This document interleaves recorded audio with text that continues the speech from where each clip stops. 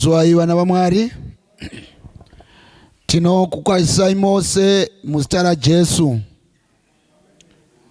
Ya zvakakosha kudavira naika. Kwazwai vana va Mwari. Ya izvo ndo chaicho ndo chiKristu chaicho. Ukatarira kunonzi ukaverenga bhuku ra Nehemia na Ezra pakadzoka vana vekwa Israel from Babylon kubva kunyika yeutapwa, Nehemia nevamwe vaprista kunonzi vakatora bhuku yemurayiro vakairava pamberi pevanhu. Kunonzi vapedza kurava, vanhu vakanga vakateerera vakasimuka vose vachiti amen, amen. Saka chimboitai amen, atiitei futi amen. ChiKristu kuti amen. Kwazwai vana va Mwari. Very good.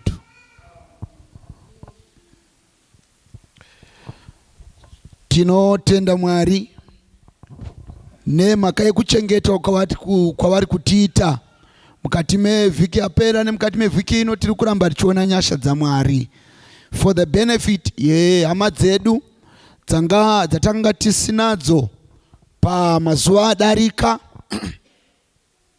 Takadzidza zvidzidzo zvinotibetsera kusvika pachidzidzo chanhasi. Musi wekutanga takadzidza isu kuti munhu anonzi muKristu anofanira kuverenga Bhaibheri. Bhaibheri rine zvidzidzo zvakawanda zvinotibatsira pamazuva atiri kurarama ano. Bhaibheri zverinotibatsira kugona kuidentifya kana kugona kubuditsa chokwadi nenhema pamazuva atiri kurarama. Saka zvakakosha kuti sedunga munhu uve neBhaibheri rako, utore nguva yako yokuverenga Bhaibheri. Kana ukatarira mukati menhoroondo yeupenyu chero hwaJesu Kristu ukaverenga Luke chapter 4 inotokuudza kuti wakati asvika paNazareta paakanga arehwa akapinda musinagoge nemusi weSabata sezvaaisiita akasimuka kuti arave. Muripo here vana vaMwari? Saka naJesu wairava chiinai? Bhaibheri. Kana ukaverenga bhuku yaDaniel vatapwa vakomana vari kuBhabhiloni, anoti when it comes to the understanding of the 70 years I had to learn and understand from the book of Jeremiah. Muripo here vana vaMwari? Ndiri kutaura panapa nenhau yekuverengwa kweshoko. When it comes to the issue of reading the Bible, Jesus himself wakaverenga Bhaibheri, shoko raMwari. Vaprofita vaigona kuti Mwari, we don't have any need of reading the Bible, give us the vision and it shall be well.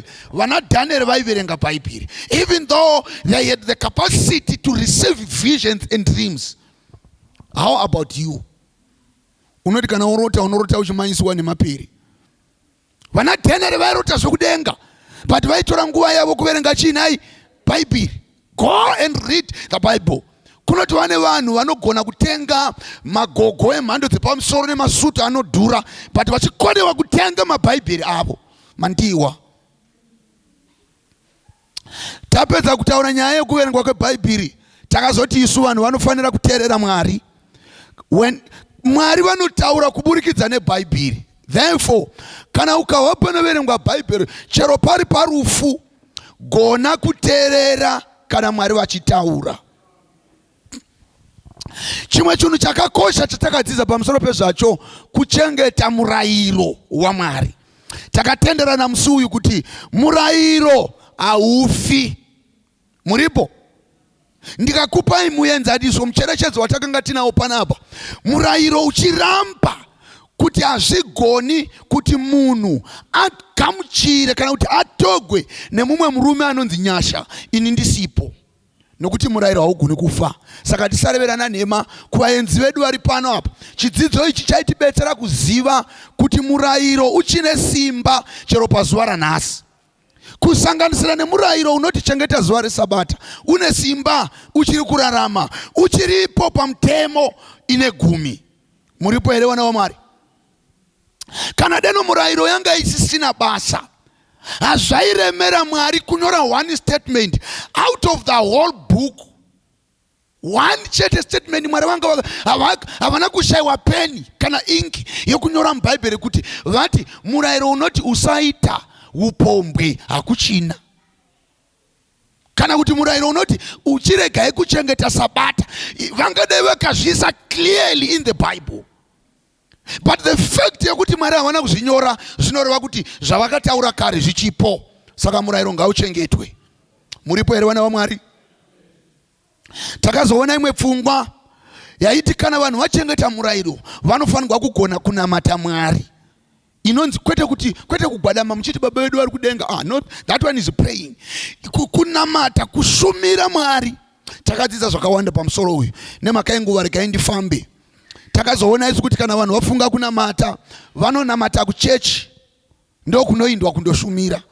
Sezvamaita izvi vaenzi, maita chinhu chakanaka, mauya kuchechi. Muripo here? But nemhaka yekuti munyika mazara makereke akawanda, zvinotsvaka kudzoka muBhaibheri ritiudze ma-characters of the true church nema-characters of the false church. Saka takavona musi uyu kuti kereke isingachengeti mutemo wa Mwari iyoyoyo iBhabhiloni, uri pa-wrong turn. Ukangoona uri pa-church ine zvinonzi naMwari izvi zvinondinyangadza, uri muchikepe chisingaindi kumusha. Chikepe, kereke inonzi naMwari iyi ikereke yangu, ine one character. They keep the law of God and they obey to everything what God said. Vanoteerera kune zvinotaurwa naMwari. Saka takadzidza musi uyu kuti kana vanhu vafunga kunamata vanoinda kuchechi inochengeta mutemo wa Mwari, inotevedzera zvinorehwa neBhaibheri. Kana Bhaibheri rikati nguruve hatidyi, chechi yaMwari inofanira kurega nguruve, chero nguruve ine mafuta. Muripo here vana vaMwari? Kana Bhaibheri shoko raMwari rikati vanhu ngavabhabhatidzwe mumvura zhinji, tichaitaura nyaya yacho yerubhabhatidzo. Vanhu vanofanira kubhabhatidzwa mumvura zhinji. Ukangovona wava pachechi inotara pauma, uri muchikepe chinoenda kugehena.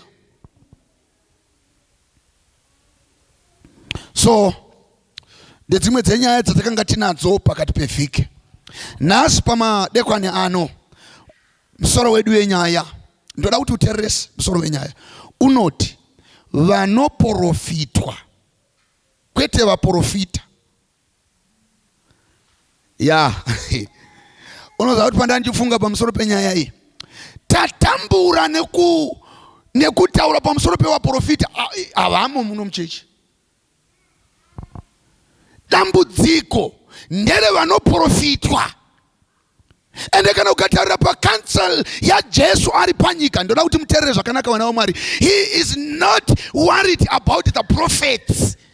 He is much concerned about those who went to the prophets. 1 John chapter 4 verse 1. Rava chikwedera kuno apa toda kuti zviwikwe. John wakutanga chapter 4 verse 1. Rava verse number 1.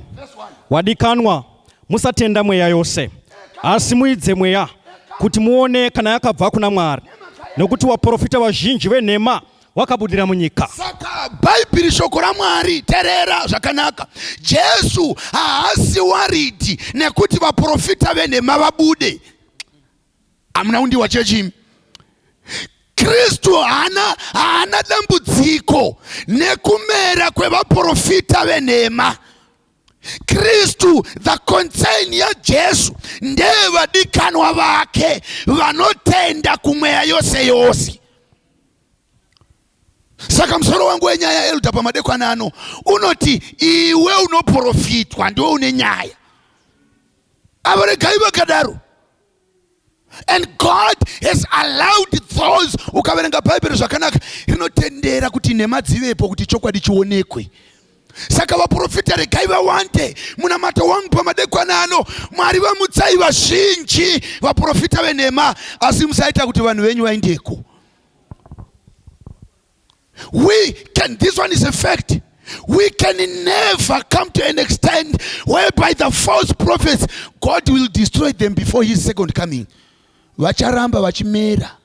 Saka inini ndatodzidza nhasi pana ndichigadzira nyaya iyi ndikaona kuti shuwa varume ava chero ndikada kuparidza kusvika ndakwira mumazenyu handimbovapedzi, regai vakadairo. Chandingatoita chingabetsera kuyambira sangano kusaindako. Ndizi kuti mandiweremi. Saka Jesu kandoda kuti uterere zvakanaka. John wokutanga iwe chienda kuna Levitical 27 verse 29. Asi kana uri pana 1 John chapter 4 verse 1. Jesu anoti vadikanwa musatenda mweya yose yose. Hallelujah church. Asi idzai chi. In other words, God is saying test the spirit. Muone kuti chikodza zvaari kuti muprofita kandi mweya uri paari ndewa Mwari here. Saka from this verse I have learned not to curse the prophets. Iti amen church. Jesu apa pana John chapter 4, 1 John chapter 4 verse 1. Haasi kuti zvidza, ari kuti ukaverenga imwe inoti musazvidza mweya. Muripo here vana vaMwari? But tatendegwa kuti kana kukamera muprofita timuteste. Muripo vana vaMwari? And the test number 1 ichamira kana uchiverenga 1 John chapter 4 iri kunzi musakasira kutenda mweya. Musatenda mweya yoseyo. Kungotiko zvinokwauya chimuprofita chatesa mureze wacho pamuti mangwana makuseni unotomuka pane raini. Ipo panapa deno for these 2 weeks makangoisa bhakani apo, bhakani chikwangwani posta rekuti muprofita pano shuwa kumba ndasingavati. Vanhu vachita line kudai vachivinga chii. Asine maka yekuti vakahwa kuti inyaya yeevhangeri no one comes. Asi kana kunganzi muprofita vanozara.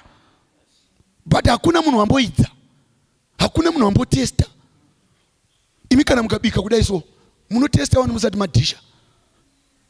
Iyo pfungwa yekungomanyira iyoyi kwedu kuchikaranga tinoti gunda musaira rakabaisa vakawanda. Kungokara unoziva kuti 08 here kweva nezhara iwe. Saka wengoti ukaona vanhu vakamira muraini wotofunga kuti pangoda pane zvisaka zveupfu wotongomirawo muraini musina wakuvhunza. Wozoti wati fambe raini rati fambe kuti kandi makamirireko pana kwanza hatikuda kuti topinda mutoilet. Usangomanyira kugamuchira zvose. You should test first. Ndo zvinoita mai vakangwara. Havapakuriri chikafu vana chavasina kumbotesta. Muripo here vana vaMwari? Saka Jesu panapa ari much more concerned neavo vanomanyira kuinda kuvaprofita. Levitical 27 verse 29. Verse number 29. Munhu upi noupi wakayereswa kana ari munhu wakayereswa kuvanhu haangadzikinurwi, unofanira kuurawa zviro kwazvo. Hey, kwai munhu wakadi taurai neni, kwai munhu waita wadini ndekupi kunoyereswa vanhu? Taurai neni. Vanhu vanoyereswa ka munozviziva imi? Vanhu vanoita sei? Taurai vanhu vanodini? Isi regatirega kuti vanhu vanoyereswa. Ngatiti tinoinda kundoyereswa. Makanterera? Zvino kana uchiverenga Levitical 27 verse 29 inoti kana kune munhu wakayereswa hakuna kangamwiro. No redemption to those vanoenda kundobvunzira nekuyereswa. Rega ndisanangure kuti kunonzi kuyereswa kudii. Uyu waita zvakanaka wauya nechikubhuru. Saka mai vanosvika kudai vane pamuviri nekuti what doctor achiti there is ma possibility a operation. Saka fanai kugadzirira mari. Zvino iwo nemhaka yekusha operation vanofunga kundogadzikwa nyaya dzavo kuti operation isadini nai. Saka vanosvika vogwadama voyereswa. Muripo here imi? Muripo chechi yaMwari? Ikoko kuyereswa ukoko ndoda kuti ndikutsanangurire. Usagara pasi, verenga Deuteronomy chapter 7 verse 25 na verse 26 ndidzibatanidze tikutsanangura kamwe. Deuteronomy chapter 7 verse 25 na 26 toda kudzirovanisa naLevhitiko yati munhu kana akaeriswa iye munhu iye anofanira kufa, ende anofanira kufa chose, kuurawa, hakuna kuregerekwa. Verenga Deuteronomy 27 verse 25. Verse number 25. Verse 25. Munofanira kupisa mifananidzo yawo yakawezwa yavamwari vavo. Haufaniri kuchochora sirivheri kana ndarama iri pavari kana kuitora kuti urege kuteiwa nazvo, nokuti zvinonyangadza pamberi paJehovha Mwari wako. Verse number 26. Usapinza chinonyangadza mumba mako kuti iwe urege kuva chinhu chakayereswa saicho. Tererai vana vaMwari, vhesi kana uchiverenga Deuteronomiyo, ndoda kumbosiya 25 ndimanye ku 26 ndikudzoka ku 25. Deuteronomy 27 verse 26 iri kuti usapinza chinonyangadza mumba mako. Sumukai mai. Ava vanouya kumuprofita ini ndovaerisa, ndovapa chunhu kana mvura yaeriswa. Ei, muripo here? Kana mucheka kana abwe rakaeriswa, ana kuti rakashata. Muripo? But kana uchiverenga Deuteronomy chapter 7 verse 25 inoti mai musapinza ichi chakaeriswa mumba menyu. Muripo? Kuti imi mai murege kuva saicho. Saka kana munhu akapuwa mvura yakaeriswa na iye watoeriswa, chirega nditsanangure kuti kueriswa kudii, chinonzi kuyera, it's being holy. Iti amen. So ndosaka uchiona tikaisa mudziyo yechechi tinoinamatirira yonzi yava holy whatever. Zvava zvii?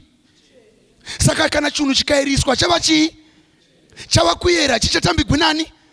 Saka kana mai mukapuwa mvura yakaeriswa, vhesi iri kuti regai kuchitora kana kuchipinza mumba menyu kuti imi musava chinhu chakaeriswa sechichi chamapiwa icho. Therefore Deuteronomy ari kuti munhu anopiwa chakaeriswa, he is holy, thereby it is equals to he or she is like God. Saka kana Mwari vachikuona uchiinda kumba wakasenga chakaeriswa wondopinza mumba mako chinhu ichocho, Mwari vanoti tavana naMwari vaviri. Saka Bhaibheri richiti regai kutora zvinhu zvakaeriswa. Haisati yapera paripo, haisati yapera. Haina kupera. Unofanira kuchisema icho chakaereswa chose. Chakaeriswa chinofanira kusemwa. Hallelujah church. Imi munoinda mondopuwa mabwe yakaeriswa, vhesi yangu inoti mabwe yakaeriswa anofanira kusemwa. Mantiwa. But unoona kama mamai achiita zvivindi nemabamba akagara panapa kudhiraivha maGD6 vachindoeriswa. I'm not worried nevanoerisa, I'm worried nevanoeriswa. Nokuti ivavo ndo vane nyaya, ndo vari kupuwa mawarnings naJehovha kuti usatora chinhu chakaeriswa, kuti iwe urege kuva saicho, unofanira kuchisema nekuti chinhu chakaeriswa. Kana vane mvura dzakaeriswa endai munoteura. Mandiwa ndati endai munodini. Kana varipo vane micheka inonzi havikurugwi yakaeriswa, uyai nayo tipise. Mandiwa imi. Takaenda kumvimvi uko kwa Gutu, tikasongana nevamwe mai kuwitnessing, ndokubva tarava zvikanzi vanangu mune zvivindi here? Mai mati kudii? Zvikanzi unorevesa here? Ndikati Bhaibheri rataura. Zvikanzi unoona mumba umu mwanangu vazhinji vaikoniwa kuipisa svimbo iri mumba umu. Vakatomboedza vakati chiregai tiite fupi kuti pamwe zvinochachasara chitokotoko chakadai chakaputirwa nemucheka mutsvuku chasungwa nejira dema pano pakati apa. Unoziva kuti unomborohwa nehana ka. Ndikati mai rekai ndimondana mufundisi.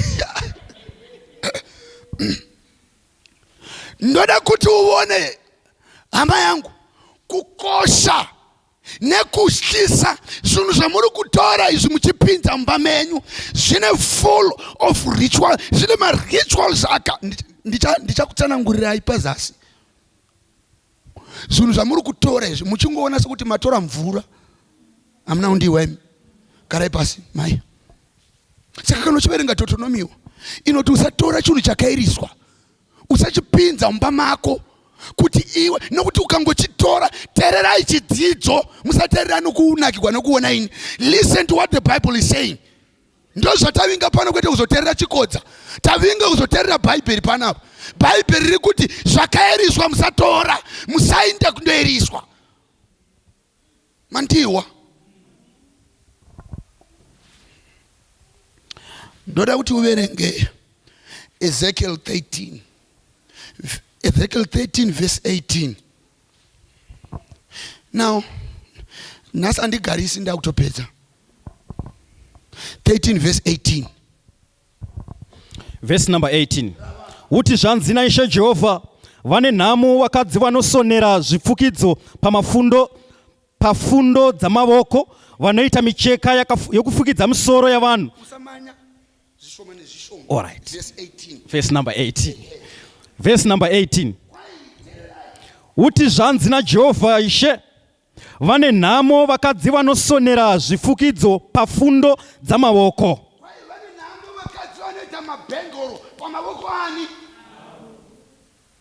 Vanoita micheka yokufukidza misoro yavanhu. Misoro yavanhu vapi navapi, kuti vavhime mweya. Ufane kuinda pavhesi 20. Teererai vana vaMwari kana Bhaibheri ichiverengwa. Ndoda kuti nhasi nditsanangure zvinhu zviri kuitwa nemachindawo. But ina handina problem nawo. Wandiri kushyira ndiwe unoendako. Kwai zvavanoita varume avo, vanoti ukasvikapo, they make sure kuti vakusungirira anything muruoko. Oro else vanokupa dhuku yokupfuka kana mucheka wokumonera. But listen to the verse very careful. Iri kuti zvavari kukupa izvozvo musungo. Handisi ndo zvataura verse. Verenga verse 18. Verse number 18. Uti zvanzi naShe Jehovha, vane nhamo vakadzi vanosonera zvifukidzo pamafundo dzamavoko, vanoita micheka yokufukidza misoro yavanhu vapi navapi, kuti vavhime mweya. Saka vanhu ava imi muchiti muri kushandigwa, ivo vari kutokuvhimai. That's why nhasi ndasiyana musoro wenyaya ndaigona kuti vaprofita kana kuti vanoprofita. But nhasi ndiri kutaura neari kundopuwa mucheka.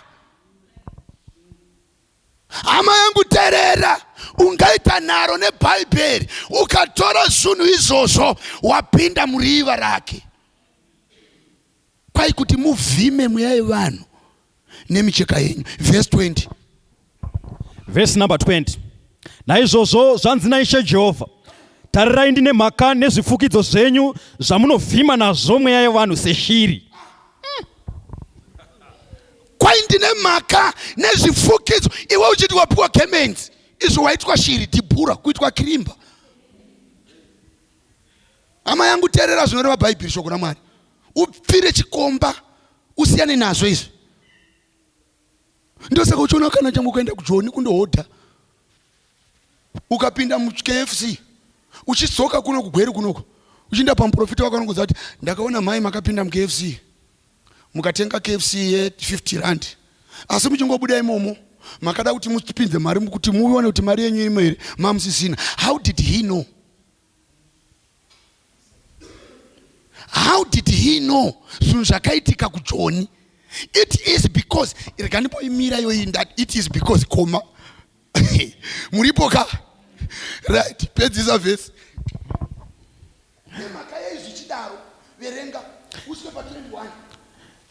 ndichaibvarura pamaoko enyu, ndicharegedza mweya, iyo mweya yamunovhima seshiri. Saka kana munhu achiita izvi akatobatwa brain, wakatoiswa, unoziva zvinoita gozho kana tichitema gozho kana mbeva kumusha, tinochera mukigwa, tochera bura, toenda paduri paguyo ramai, tondoita dzinonzi mokotogwa.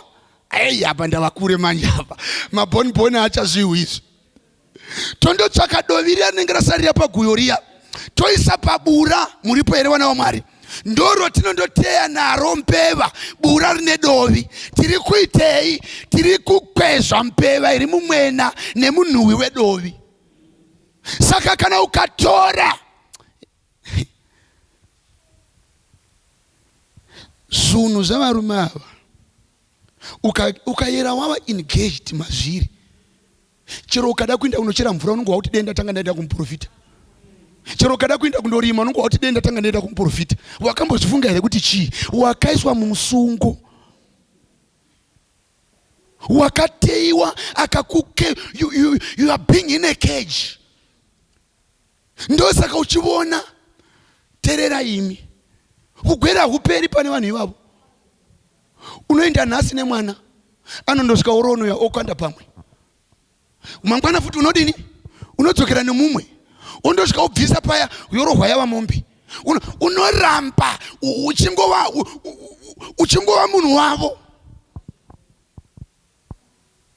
Tererai chechi yaMwari. Izvi zvinhu zvatinoda izvi tiri kuzvipinza muna taisireva. Ndoda kuti uende pana Isaiah 19 verse 9. Now I would like someone to read from me from King James Version. This verse, ndoda kuti iverenge ne King James Version. Isaiah 19 verse 9. Isaiah 19 verse 9.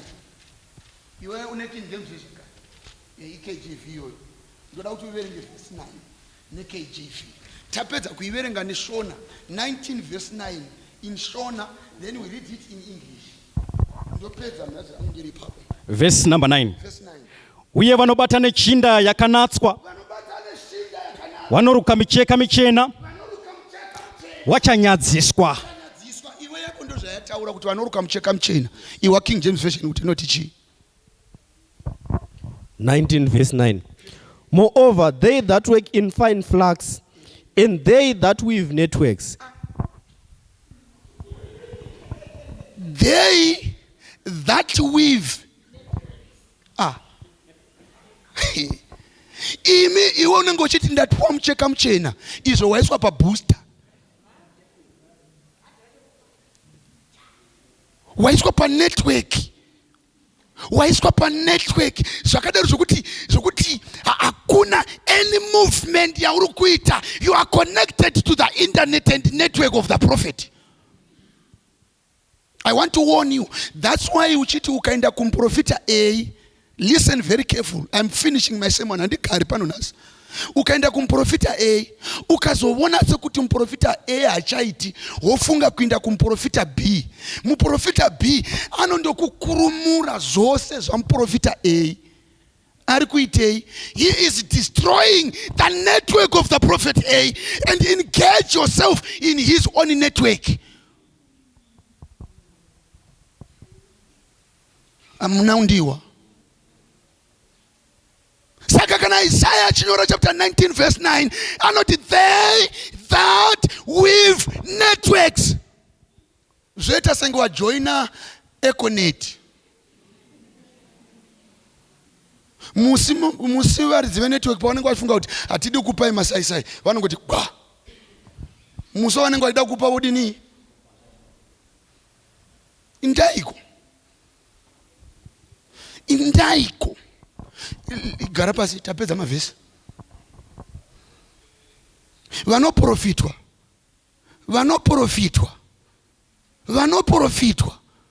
Tererai nyaya iyi.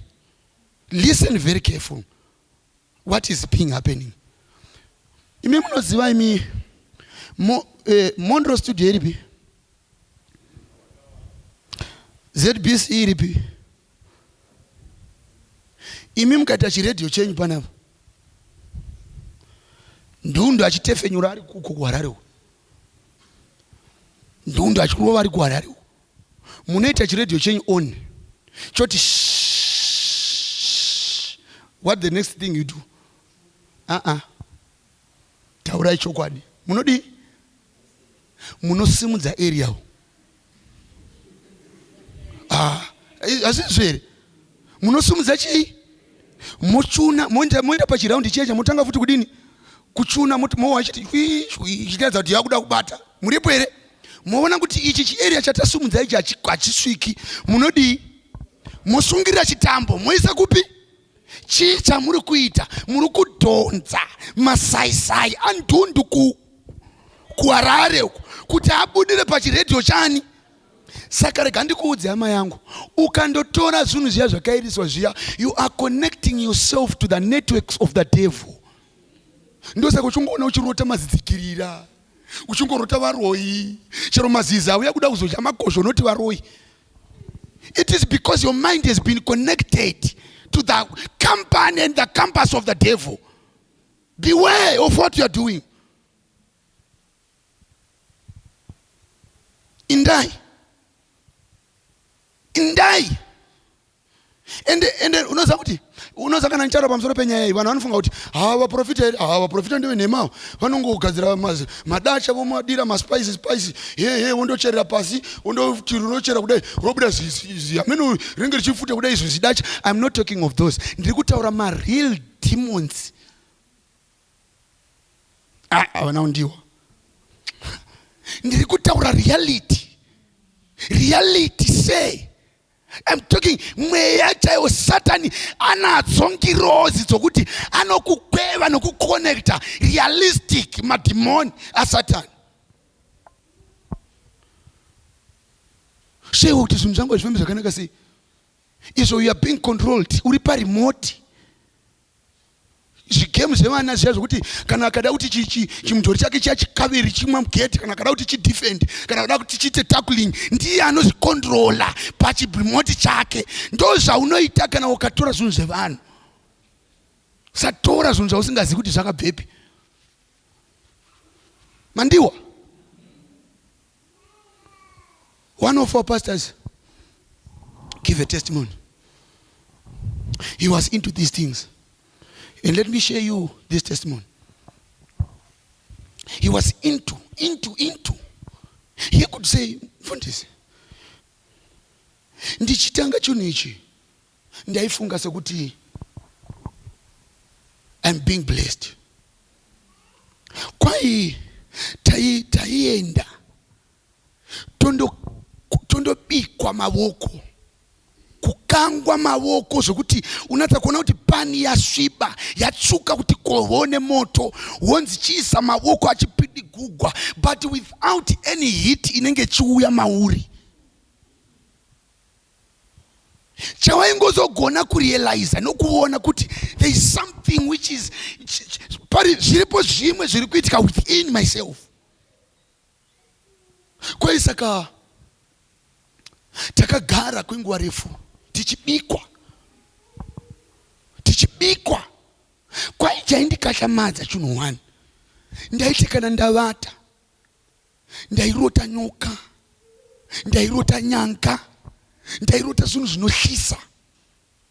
Mukuru wechechi waizoti kana akaita murapwa anoda kurapwa, oti wakomana handei majuniyaka vari pateninga. Kwai chaindondikashamadza ndechekuti ndaiti ndikapinda mugwanza. Hallelujah. We know the language. Mugwanza so mukati kukarohwa vhesi. Imi amoti vhesi kuno ndiye mubhaibheri, kwawe vanoti vhesi guyo. Kwai vhesi ikarobwa, ndikatenderera kudai, ndikanongedza, ndikati varume cherai chiri papo. Kwaibuda the same nyoka yandakarota madeko. When I was surprised, what exactly is happening? Kwai zvinotaitika natadaro, painondoti tukunyuru konzi mukuru voti bata. Kwai saka kupiswa kwataita mavoko kuya ndo kwaitipa zvivindi zvokuti nyoka yandaindoidini, ndaindoiti dzvi, Pandoibata kudai nesimba rinopera nemanhede ndakamonerana takabata, and the whole church hates uyu ane simba uyu. Kwai takafamba negwendo uku kusvika tava kuma extremes kokuti vaitiudza kuti kana nhasi mangwana makuseni uchida kuti varapwa vabve nekumabhazuva, waita munamato wako wakatarisa kumabhazuva, musi uyoyo vedivi iroro vaiuya kuzorapwa. I want you to see kuti zvinhu zvamuri kuita imimi muri kungoona sekungoti hapana, inongori mvura.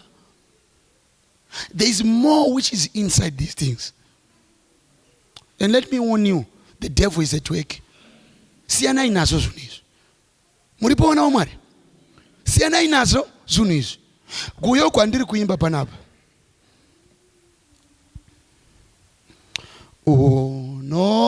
Unoneta moyo wako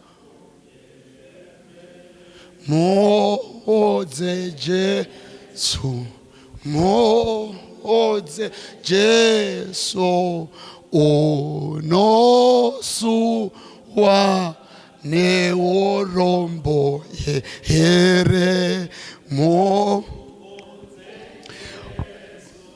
Wauchifunga kuti ndakangama Deuteronomy chapter 7 verse 25 hana kuikangama. Nokuti verse 25 inoti usachochora sirivheri kana ndarama iri pavari. Vanhu vazhinji taperera kuzvinhu izvi nokuda mandiwa. Vanhu vazhinji vari kuinda kuzvinhu izvi nemhaka yekuti zvinhu muupenyu hwavo hazvina kumira zvakanaka. Chapter 7 verse 25 idzokorodze inoti usachochora sirivheri kana ndarama iri mukati mavo kuti urege kuteiwa nazvo. Chapter 7 verse 25 Deuteronomy. Chapter 7 verse number 25. Verse 25. Verse number 25. Munofanira kupisa mufananidzo yawo yakawezwa yaMwari vavo. Haufaniri kuchochora sirivheri kana ndarama iri pavari kana kuitora kuti urege kuteiwa nazvo. Rega kuchochora zvinhu zvevanhu. Be satisfied neupenyu hwako. Kana usingawanikwi Mwari ndiwakati hauwanikwi ndizvozvo, gara wakadaro usaendako. Mandiwa. Saka Deuteronomy chapter 7 verse 25 inoti usachochora zvinhu zvevanhu. Sachochora mota dzako kana uchifamba nadzo. Famba neako neshoka dzako idzodzo kusvika zvanaka. Chero ukafa uchifamba neshoka usachochora zvinhu zvevanhu. Vazhinji vaperera uku nemhaka yekuda zvinhu. Handina mwana mukomana. Mandiwa. Handina mwana musikana. Ndiwe pa next joka kana friend yako yekuchechi. Ikauya nacho kuchechi inochiti boy iti amen. Boy. Sachochora zvinhu zvevanhu. Saka Deuteronomy panapa inoti usachochora sirivheri kana ndarama iri mukati mavo kuti urege kuteiwa nazvo. Hauna kuiwa shona iyoyo. Unoziva here anonzi snails of the devil. Ndoanda nchikuudzai aya. Satani anoisa zvirungwa mutauro muzvinhu zvevanhu. Anoisa utapitapi muzvinhu zvevanhu kuti kana uchimuona achifamba neGT6 uwe moyo kuinda pazhe. Iwa uafodi GT6 unoafota bhara. Gara bhara rako ero usunde zigubhu uinde kutochamfura. Sachochora zvinhu zvevanhu. Vazhinji vapera nemhaka yekuchochora iyi. Mandiwa imi. Moyo wako ngaudzikame. Saka kana uchiverenga panapa, munyori anonyora weguyo, unoneta here moyo wako. Muudze Jesu. Unosuwa neurombo here, muudze Jesu. Ndoziva zvinhu zvakamira zvakanaka patiri apa. Mafinancial hazvina kumira zvakanaka. Hakuna munhu anayo mari asi haibvi kumaprofita. Haibvi kundoeriswa. Nditerere chechi yaMwari. Dzimba dziri kunetsa kuvaka mudhorobha hadzivakwi nemabhenguru, hadzivakwi nemucheka, hadzivakwi nemuteuro, dzinovakwa naJesu. Ndosaka vhesi yangu ichiti kana Kristu asingavaki guta muvaki anovaka pasina. Indaiko mundoeriswa. They are soon to fulfill these things. Satani azvigari nekusingaperi. Reka ndikuudze chimwe yambirwa. Satani achatevera zvinhu zvake. Hauna undiwa. Ndati ukatora zvinhu zvaSatani, Satani anozvidini? Ende kana uzvitevera Satani, zvava nemuripo. Unoziva here iwe? Reka ndikuudze. Jonah terera Jonah. The devil can sponsor you to go, but he will never sponsor you to come back. Hauna undiwa. Ndati Satani anokuperekedza muchainda, asi kana modzoka unenge waoga. Usatora zvinhu zvaSatani. Mandiwa cheche Mwari. Usatora zvinhu zvani? The devil is not your friend. Regai kuinda kumaprofita. This is my message. Ukaverenga Ezekiel inoti pana vanovhunzira kuvaprofita. Vaprofita vachava nemhosva yavo. Nevanovhunza kwavari vachava nemhosva dzakafanana kwavanovhunza ukoko.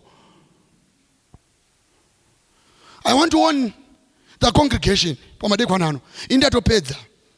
I don't have a problem namaprofita. Regai vakadaro vaite zvinhu zvavo. But I'm warning you as the church of God. Musaindako. Mandiwa here. Musaita sei? Musaindako. Modze Jesu sha vazikanwa ako na umewa daromu suega. He was stanza number 2. Mazodze rekudona here mo. Gaiti sumuke wana wama. Jesu modze Jesu mo nezvete mazvawigwa here odze Jesu iwastanza inotevera mureko cha dambodzoro here modze. Vanhu vazhinji, they are afraid when they invest in their business. They don't trust in the Lord. Mira kuimba, mira kuimba, nditaure newe. Pamadekwana ano, vanhu vanoshira mabhizimusi avo. Kana vakasamatsigisa nen'anga nemaprofita havagutsikani kuti Jehovha anochengeta. But I'm telling you, pamadekwana ano, uri kusha inflation yabuya here, uri kusha dambudziko rabuya here. Vanhu vazhinji, they are not comfortable to place their marriages in the hands of God. So they want to stabilize my marriages avo nemicheka. Mandiwa kuchengeta murume nemucheka zvagara udiwi. Mandiwa zvaiva nane uise marriage yako mumaoko aMwari. Saka muimbi wangu anoti uri kusha here dambudziko rawatarisana naro, muudzani. Pfungwa yangu pamadekwana ano ndoda kubvisa tariro dzevanhu kumaprofita anofa, vanantunge vanofa, kuvanhu vanofa, vaise tariro yavo muzita raJesu. Jesus and Jesus alone. Ndosaka muimbi wakodi akati kumwe kose all other grounds are sinking sand, but upon the rock, and upon the rock we shall indeed and you shall stand. Kana kune vanozvokuwa ngava wezvinori vamwe ukereke. Mante, why do you have heard me clear? Sainda kumaprofita. God is worried about these things. Kusika Kristu ayambirazve. Matiyo Jesu anotaura. Pamazuva ekupedzisira vaprofita vazhinji vachabuda munyika. Muchavaziva nezvibereko zvavo. Ko mazambiringa anombotanhwa parukato here? Hazviiti.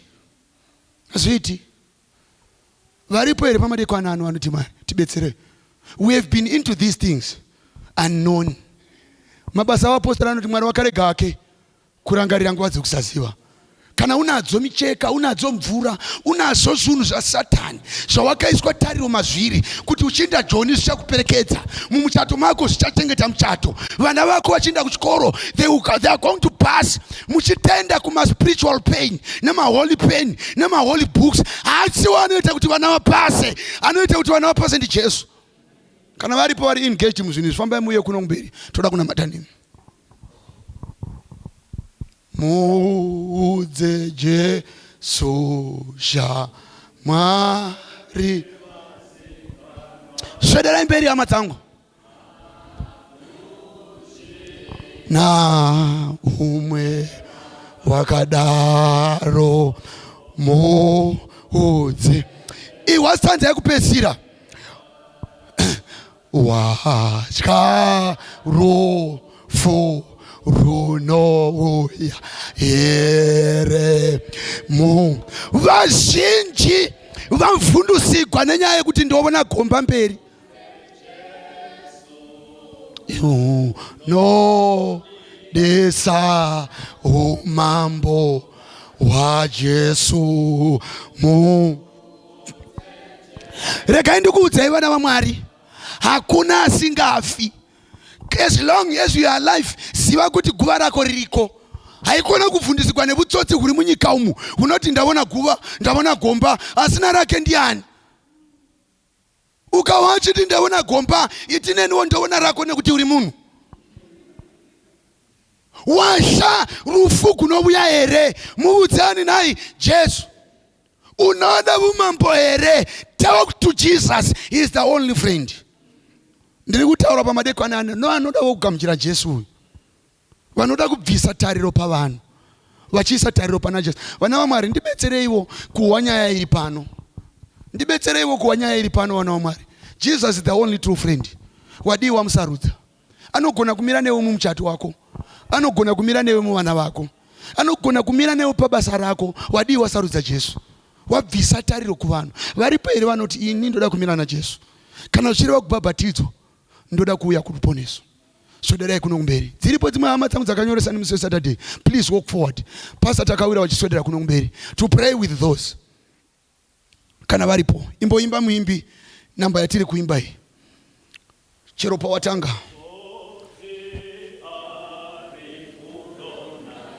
Here. Imba muimbi usamira. Imba. Tererai vana vaMwari. Izvi ndozvo kuchechi. Izvi ndozvo ruponeso. Izvi zvatodzidza mushoko raMwari izvi ndozvo kuinda kumusha. Kana varipo pamadekwana ano vanoti Mwari tibetserei, toda kusiyana nenyaya dzemucheka, toda kusiyana nenyaya dzokuyeriswa, toda kuuya kuna Jesu. Jesu oga amire nesu muupenyu hwedu. Fambai muye kuno kumberi.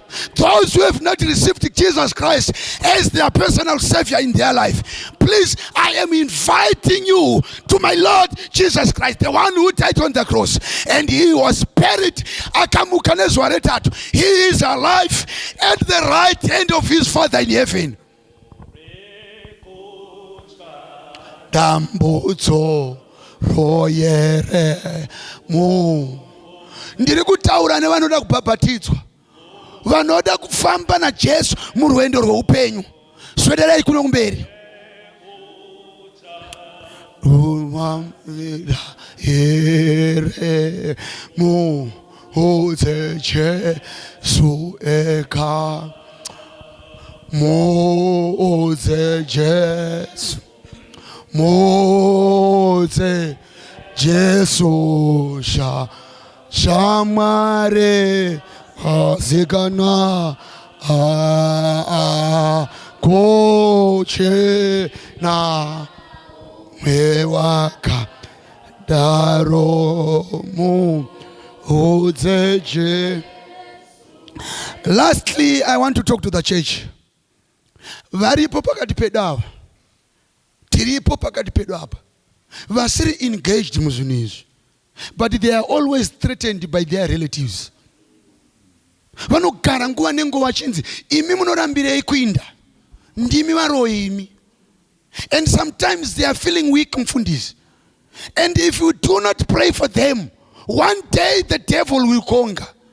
Kana varipo vanoti Mwari tibetserei, isu hatidi kuita chinhu izvi, but our relatives, vavakidzani vedu nehama dzedu vanotikwevera kuchinhu ichi. Just raise up your hand.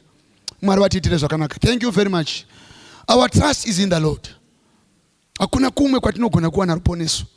Hakuna kumwe kwatinogona. Rekai ndikuudzei hama dzangu dzinodiwa, to those who are raising up their heads, isu toga hatigoni kumira.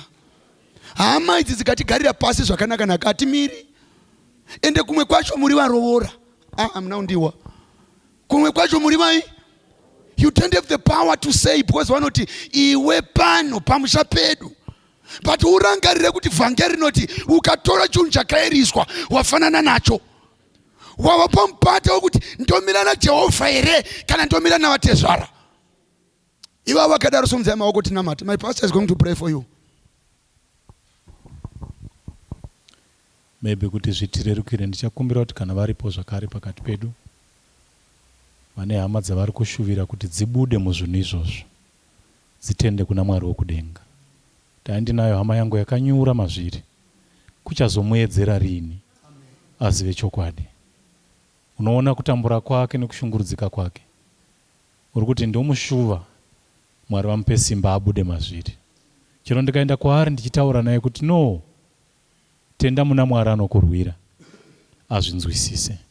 Kana unayo hama yakadero, newe simudza ruoko tive nenguva yekunamata. Tikutaura pamusoro pekugwa naSatani, asi taura nyaya yekutamba. Zvinotsvaka simba raMwari kuti ritikomberedze. Dei Jehovha atiitira zvakanaka. Zvino isu vasimudza maoko kuti tiihwine hondo iyi. Ndokukumbirai, kana une chimwe chawakamboita mistake ukaita sewakada kuchiteerera kuti uchitore, kubva nhasi nemhaka yeshuviro yawasumudzira ruoko, ndokukumbira nenyasha dzaMwari, enda unoparadzana nacho. Mwari achikubatsira. Kana zvimwe zvine simba rekuti unotya kuparadzana nazvo, tidaidze. Ini ndiri kutaura ndidaidze. Ndibetserane newe. Mwari wedu ane simba. Ngatinamatei. Baba vedu Mwari vari kumusoro kudenga, mukati mamanheru ano mataura nyaya inogona kushayisa vazhinji vedu hope. Zvimwe zvatsanangurwa zviri mumeso edu nemupfungwa dzedu nekuti tiri kurarama tiri kwazviri. Hama dzedu ndo pane vimbo yavo. Zvikada mudzimba dzedu kumamisha takambosetegwa, zvikaine mhaka yekuti hadi kujoinana nesu, regai timuisire. Imi Mwari wokudenga mukamira, ndosaka tiri pano nhasi. Shoko renyu rinoti dei Jehovha aisava nesu, Israeri ngavadaro. Vakati dei vakatimedza tiri vapenyu, mukatirwira mukararamba neupenyu hwedu. Hatigoni kurarama neumbwende pamberi penyu. Hatigoni kuramba tiri vane vokusateerera pamberi penyu, nokuti hondo dzamakatirwira kwadziri dzomuvengi izhinji. Dzimwe dzaiunzwa nehama dzedu dzepedyo, dzimwe nevatinogara navo mudzimba. Umwe uroi takahupumiwa nehama dzeropa, nemhaka yekuti hatiwadzani navo kuenda kwavanoda. MiJehovha vanonzwa minyengetero yavanhu, vanodaro David, kuti mi muri Mwari wokunzwa minyengetero.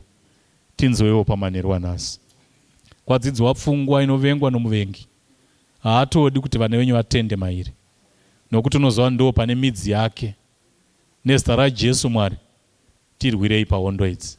Vana venyu vamurudza maoko, vamwe ava vati kudzimba vari kushungurudzwa nehama, vamwe zvikada vakambokwekweredzwa vasingadi, vakaendwa navo. Mwari vaitirei nyasha, tiregererei tiri vana venyu. Nehama dzedu dzinotidaro hatina matiri kuparadzwa kwadzo, nokutoziva kuti havazvidi asi muvengi Satani. Taingakumbira Mwari dzidzikinugwe nokusunungugwa. Nenguva isipi dzimanye dzichitiza, dziuye kwamuri dziti Jehovha watidzikinura, pasimba neparugombe rwemutei weshiri. Maite enyu Mwari manheru ano. Vasimudza maoko vari kumanikidzwa, ndiani ungagona kuvarwira kana iMwari wokudenga mukasavarwira? Vasimudza maoko vari kuchema nokunetseka, ndiani ungava mudzikinuri wavo kana mukaramba munyerere? Asi totenda shoko renyu rinotivimbisa, Mwari wedu harambe anyerere, unovuya. Ndava kutendai Mwari, tokumbira nguva iyi isvikewo iedze mukati meupenyu hwedu, kuti hondo dzatinosangana nadzo tionewo kana muchatitendera tiri vapenyu padzinorwiwa dzichikundiwa nokuda kwesimba renyu. Pane vamurudza maoko zvekare vari kuti Mwari tine hama dzedu. Unoita sekuti wakaberekerwa ikoko, dzinza rake nderokung'anga, dzinza rake nderokuvaprofita, haadi kubva mazviri. Hama dzedu dzakasimudza maoko vari kufunga uyo newoyo, vamwe vari kutomuona mupikicha mumeso vakavhara meso achienda kunoita zvinhu zvake. Vamurudzira kuti Mwari mudzikinure mugomusunungura. Kuchikoro kuri kuenda vana vedu sanhasi, kuri kusangana nevamwe vakabata zvinobva kuna Satani. Zvimwe zvacho kuda vana vachatora vagoya nazvo mudzimba dzedu. Aiwa Mwari, tirwireiwo pahondo iyoyo.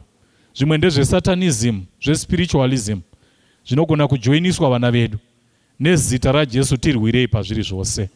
Zvimwe vana vedu vakaenda kumangerengere, vamwe tinotsvaka kuti vadzoke kuna matai havadi. Satani wakavasunga mbira dzakondo. Manheru hanhasi tokumbira mutinzwe Jehovha mutidzikinure. Tibetsereiwo Mwari, tiri vana venyu isu. Satani haana vanhu chake kutora vanhu venyu nokuvaparadza. Tidzivirireiwo mugotipa upenyu. Maita enyu nenyaya yamataura nhasi, tibetserei tizive kuti kumwe kwese kunonyudza. Dombo riri Jesu ndoroga rokuti tikamira hakuna chakaipa Mwari chingatiwira. Maita enyu nokutaura nesu, maita zvakare nokunzwa munamato wedu. Pane hama dzedu dzimwe dzatijoinawo vari vaenzi, kana vari pakati pedu vaitirewo zvakanaka. Pavanoenda kudzimba kwavo kana kune zvavanotya, vapei comfort yechengetedzo inobva kungerodzi dzokudenga. Satani asaita zvokutamba neupenyu hwavo. Muparidzi wamashandisa, basa rinoenda mberi. Mupei utano neupenyu. Patinobuda toenda kudzimba, imi muri muchengeti nomuperekedzi. Svitsai umwe neumwe munyasha dzenyu. Uyu munamato wedu wekutenda muzita ramuponesi Jesu. Amen.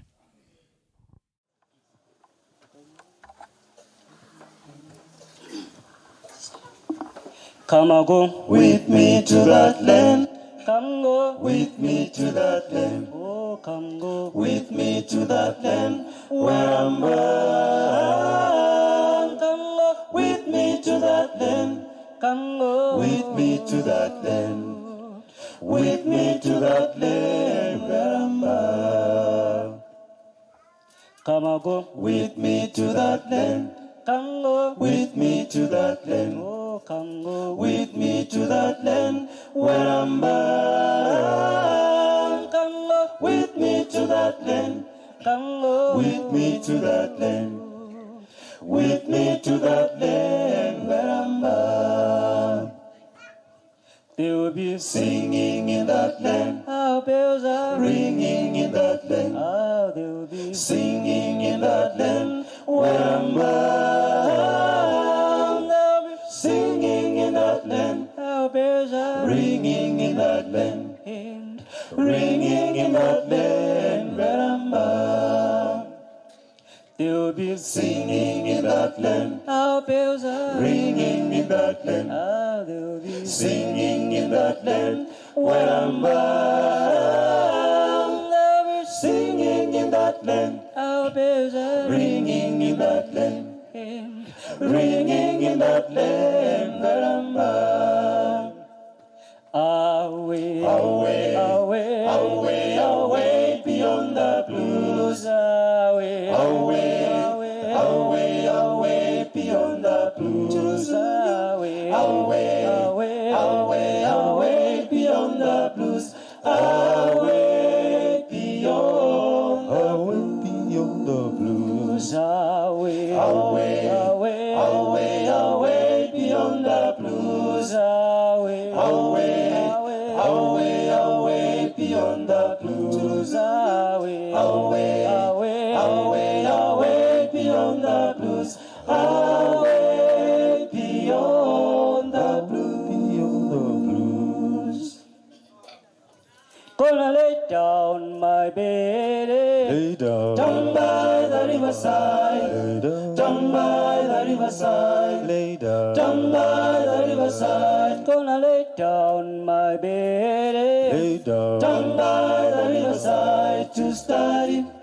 Oh no more, my Lord, I'm gonna study on the more, study on the more, I'm gonna study. Oh no more, my Lord, I'm gonna study on the more, study on the more,